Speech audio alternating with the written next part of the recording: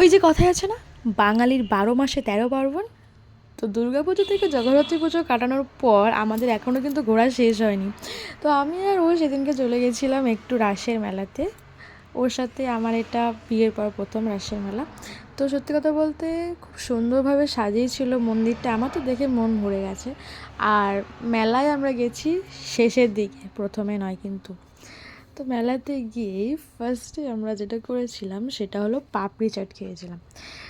চৌহান চাট, মানে দোকানটার নাম চৌহান চাট। এই আজ পর্যন্ত যেখানে যেখানে পাপড়ি চাট খেয়েছি আমার সব থেকে বেস্ট লেগেছে চৌহান চাট শপের পাপড়ি চাট। তো কাকুর সাথে কথা বলে জানতে পারলাম ওনার সোনারপুর আর মহামহিতলাতে দোকান আছে।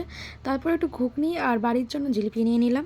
বইয়ের দোকানে একটা বই খুঁজছিলাম কিন্তু ভাগ্যবশত সেই বইটা আমি পাইনি আর মনটা খুব খারাপ হয়ে গেছিলো। যাই হোক, তারপরে গোপুর জন্য অনেক কিছু কিনেছিলাম। কী কিনলাম সেটা কিন্তু এখন বলবো না, সেটা হচ্ছে নেক্সট ভিডিওতে। বাড়ি ফেরার সময় বাচ্চাদের প্রোগ্রাম দেখে মনটা খুব খারাপ হয়ে গেছিলো। ভাবছিলাম এক সময় আমিও কি সুন্দর নাচ করতাম। তারপর বাড়ি ফিরে মালপোয়া আর জিলিপি নিয়ে বসে গেছি, আর উনি তো মালপোয়া রিভিউটা দেবে আর আমি দেবো জিলিপি রিভিউ। কেমন? তো আমার মুখ দেখে বুঝতেই পারছো কতটা ভালো লেগেছে। আর তারপর আমি একটু এখানে জিলিপি খেয়ে নিলাম আর আমার মুখের এক্সপ্রেশন দেখে বুঝতেই পারছো। তো কী কী কিনলাম সেটা নেক্সট ভিডিওতে আসছে। আজকের মতো টাটা।